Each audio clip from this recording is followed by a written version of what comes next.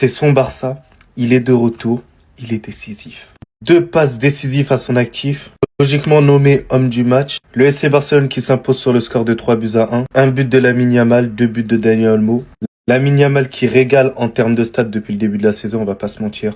Le FC Barcelone qui ne reste pas convaincant. Vous le savez très bien, j'ai pas ma langue dans la poche. Je trouve que le FC Barcelone est d'un niveau très faible. Dites-vous que Alaves avait l'opportunité d'égaliser dans ce match-là.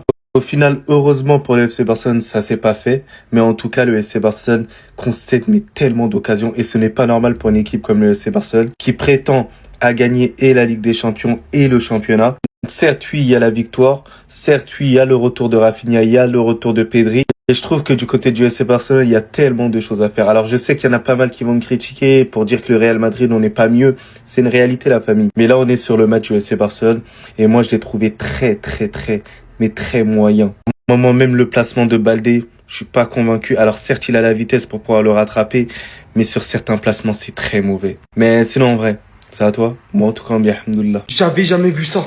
Moi, j'ai plus les mots. Encore une fois, pas dans l'aisance, mais le FC Barcelone finit par remporter son match 3-1 contre Alaves. Se soldant par un beau retour de Rafinha dans le 11 pour un but de Dani Olmo, mais surtout le premier but de Lamine Yamal au Camp Nou. Voilà dans quel état il a mis les adversaires les uns sur les autres. Moi qui pensais avoir tout vu techniquement parlant. Le mec se défait d'un premier adversaire très facilement. Il l'a tranquillement laissé sur le côté. Continuant sa projection, comment vous dire que d'une facilité, d'une délicatesse, il se défait encore. C'était tellement hard que les joueurs adverses se sont positionnés l'un sur l'autre. Mais est-ce qu'on a vu ça sérieusement? Par-dessus le travail incroyable qu'il faisait sur son côté, il a dégoûté les adversaires.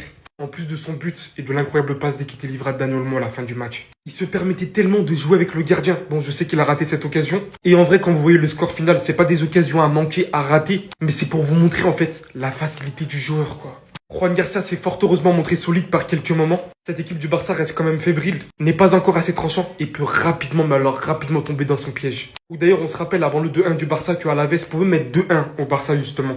Néanmoins, les joueurs commencent à être de retour. On va voir ce que ça va donner au fil de la saison. C'est bien de rebondir comme ça après la défaite 3-0 contre Chelsea, mais va falloir montrer beaucoup plus. Olmo qui recommence aussi enfin à marquer, par une incroyable passe d'ailleurs de toujours le même, Lamine Yamal. Aujourd'hui, c'était pas juste un simple match, c'était un match avec le retour de ces 2 grands monsieur. Rafinha, notre capitaine, qui est récemment revenu de sa blessure, aujourd'hui titulaire, 2 passes décisives. Parce que oui, pour moi, la deuxième, c'est Rafinha qui la met. Les efforts, le pressing, les passes, la vision de jeu, on peut officiellement dire que notre patron est de retour. Lamine Yamal, buteur encore une fois, il aurait pu en mettre 2 ou 3. Il y a quand même la victoire au bout, c'est le plus important. Par contre, juste des fois, Yamal, les gars, je pense que vous êtes d'accord avec moi, il pourrait la lâcher un peu plus vite. Quand il a la balle, c'est splendide, Il te fait des trucs, les gars, franchement, c'est un plaisir de voir ces matchs. Et des fois, notamment par exemple sur l'action où il met le poteau, il va dribbler tout le monde, même le gardien, il met le poteau, tu peux directement tirer. Là, s'il y a 2-2, on prend qu'un point ce soir. Bon, sinon, match correct dans l'ensemble. Pedri qui rentre, les gars, à son jeune âge, il a déjà sa chanson. Dès qu'il rentre, Pedri.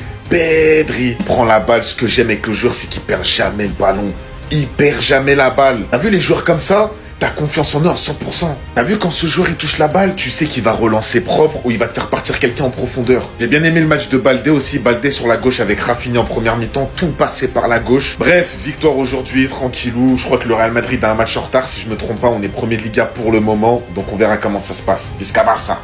Rendez-vous contre l'Atlético Madrid. On a raté notre test face au PSG. On a raté notre test face au Real, on a raté notre test. Face à Chelsea, la semaine prochaine, on affronte l'Atlético. Et j'espère qu'on montrera pas du tout le même visage qu'on a montré aujourd'hui. Faire 2-1 jusqu'à la 90e minute contre Alaves à domicile, avec un Alaves qui en deuxième mi-temps a arrêté de jouer, sachant que quand Alaves a voulu t'attaquer en première mi-temps, ils ont été dangereux, sachant que c'est eux qui ouvrent le score sur une mauvaise relance de Casado, un cadeau pour Alaves, Garcia qui en première mi-temps te fait aussi un gros arrêt, et Alaves qui a surtout beaucoup raté ce soir. Si on affiche ce niveau face à l'Atlético, les gars, on va se faire rétamer. Heureusement que ce joueur est de retour, car il a simplement transformé la première mi-temps à lui tout seul. Rien que dans son intensité, dans son pressing, c'est lui qui est sur le coup pour le but de Lamine Yamal, c'est lui qui est sur le coup encore une fois pour le but de Dani Olmo, donc sans aucune surprise, Rafinha MVP. Au moins on a pu voir le retour de Pedri, c'est un retour qui va faire énormément de bien, doublé pour Olmo ce soir, et des matchs intéressants de ce genre, il doit les enchaîner avec la blessure de Fermin Lopez, afin de retrouver de la confiance, et que Flick lui donne beaucoup plus de responsabilités. En tout cas, la défense a été inquiétante en première mi-temps, et définitivement, Flick ne compte jamais arrêter son piège du hors-jeu. On verra ce que ça va donner contre l'Atlético. Le premier but de Lamine Yamal au Camp Nou. En fait, les gars, Lamine Yamal, il l'a déjà dit. Il voit le football comme du divertissement. Pour lui, c'est un spectacle et ce qu'il doit faire, c'est amuser la galerie. Et avec cette action-là, bah, tu comprends directement. Il était sur son pied gauche. Il a préféré feinter le gardien, la reprendre du droit, mais malchanceux comme il est, et sachant que le pied droit, c'est pas son pied fort, bah, il la tape sur la barre. Alors qu'il aurait pu tout simplement l'allumer du gauche. En tout cas, s'il y a bien une chose qui fait plaisir, c'est que depuis des semaines, on voit que sa pubalgie le gêne de moins en moins. On sent qu'il revient en force, on sent qu'il tente plus. Aujourd'hui, il est buteur. Honnêtement, il aurait pu l'être 2 fois. Mais il est aussi passeur pour Daniel Olmo, ce qui nous a permis de faire le break, sachant qu'on commençait à souffrir en fin de match. Si je me trompe pas, Lamine Yamal, cette saison, c'est 7 buts, 11 ou 12 passes D, je sais pas combien de passes D exactement, sachant qu'il a commencé la saison sous pubalgie, qu'il a commencé blessé. Nous sommes au mois de novembre, franchement, il fait sa saison. Bientôt, ces 3-là seront réunis titulaires. Je sais pas si Pedri pourra être titulaire contre Atlético. Rien qu'avec le retour de Rafinha, on sort un Barça beaucoup plus soulagé, beaucoup plus dangereux offensivement. En tout cas, on espère que ces 3 joueurs seront pas encore séparés à cause des blessures, parce que ces 3 absences nous ont fait énormément de mal. Enfin bref, sinon vous les gars, vous en pensez quoi?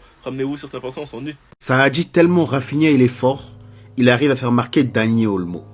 Est-ce que vous vous rendez compte de la puissance de cette phrase et la puissance de cet homme? Les 2 buts que le FC Barcelone marque en première mi-temps, ça vient du côté de qui?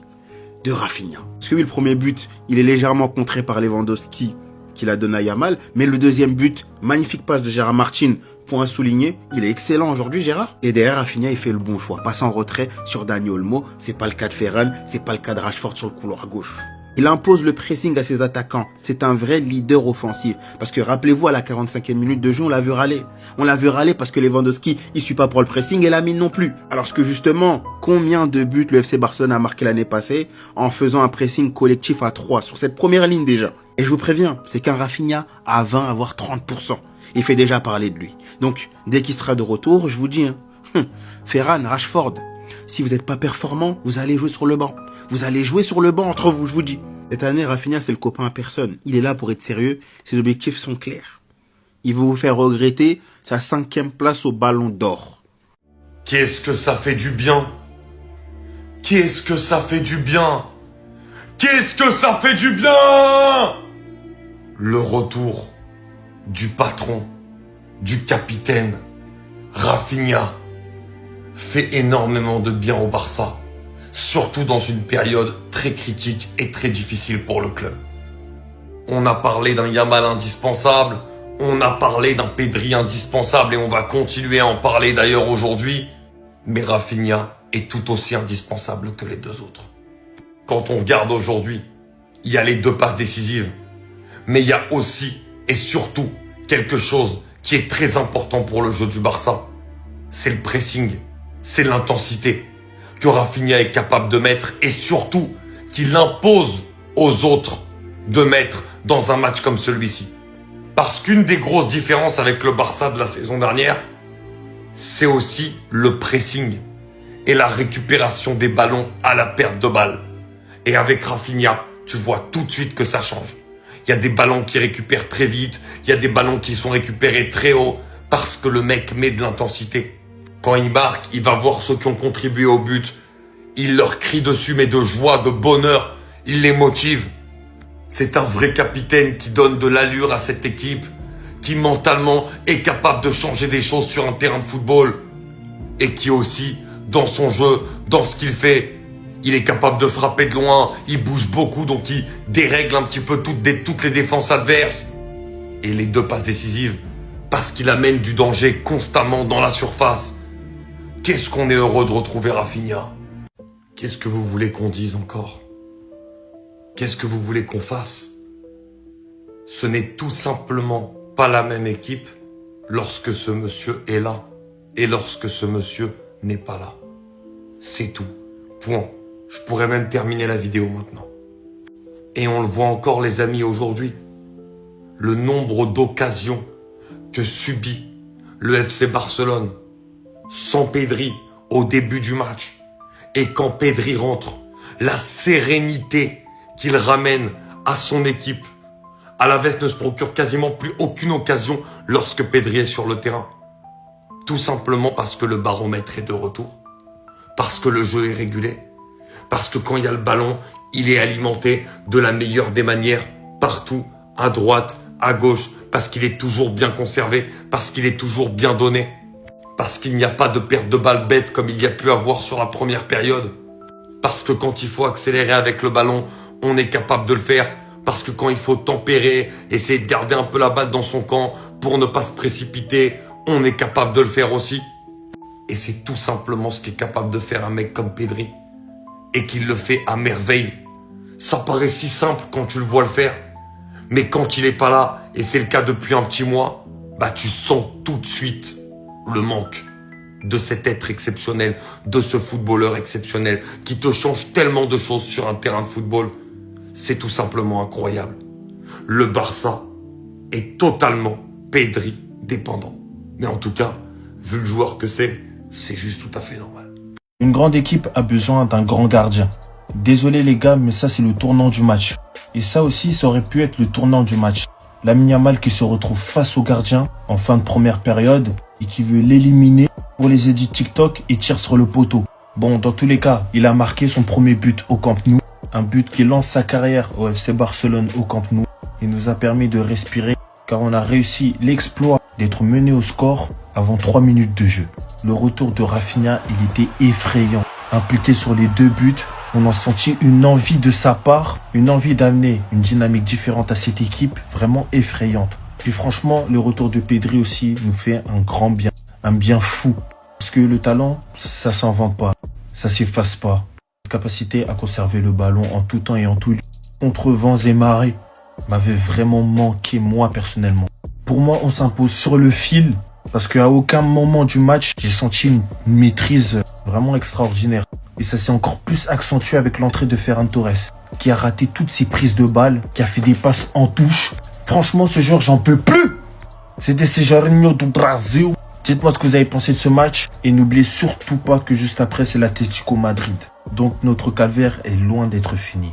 Pow!